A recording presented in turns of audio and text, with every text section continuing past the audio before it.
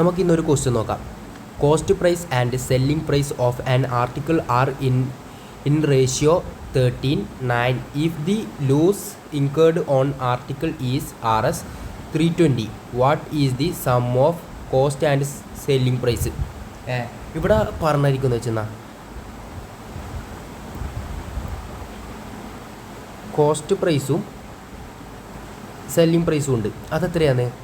Cost price 13, selling price 9. ഇവിടെ ഈ വ്യക്തിക്ക് നഷ്ടം സംഭവിച്ചത് 320 രൂപയാണ്. ഇപ്പോൾ ഇതിൻ്റെ രണ്ടിൻ്റെ ഡിഫറൻസ് എത്രയാണ്? 4. ഈ 4 യൂണിറ്റ് എന്ന് പറയുന്നത് 320. അങ്ങനെയാണെങ്കിൽ what is the sum of cost and selling price?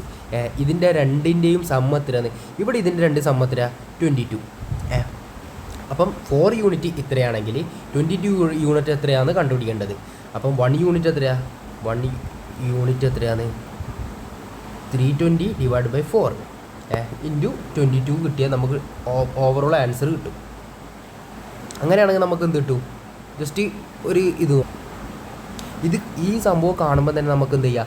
11ൻ്റെ മൾട്ടിപ്ലിക്കേഷനാണ് നമുക്ക് ചെയ്യാൻ പറ്റും. അങ്ങനെ മനസ്സിലാക്കിയിട്ട് നമുക്ക് എന്ത് ചെയ്യാം? ഓപ്ഷൻ ഡിയിലേക്ക് എത്തിച്ചേരാൻ പറ്റും. അല്ലാത്ത ആൾ എന്ത് ചെയ്യണം? സാധാരണ രീതിയിൽ മൾട്ടിപ്ലിക്കേഷനും ഡിവൈഡും ചെയ്തിട്ട് ചെയ്യണം. ഇതും കട്ട് ചെയ്യുമ്പോൾ 11 കിട്ടും. അങ്ങനെയാണ് ഞാൻ പറഞ്ഞത്. 11ൻ്റെ മൾട്ടിപ്ലിക്കേഷൻ വെച്ചിട്ട് നമുക്ക് കിട്ടാൻ പറ്റും. അതിനുശേഷം എന്ത് ചെയ്യുക? 2 ഇടുക, ഇത് രണ്ടും കട്ട് ചെയ്യാം. അപ്പോൾ എത്ര കിട്ടും?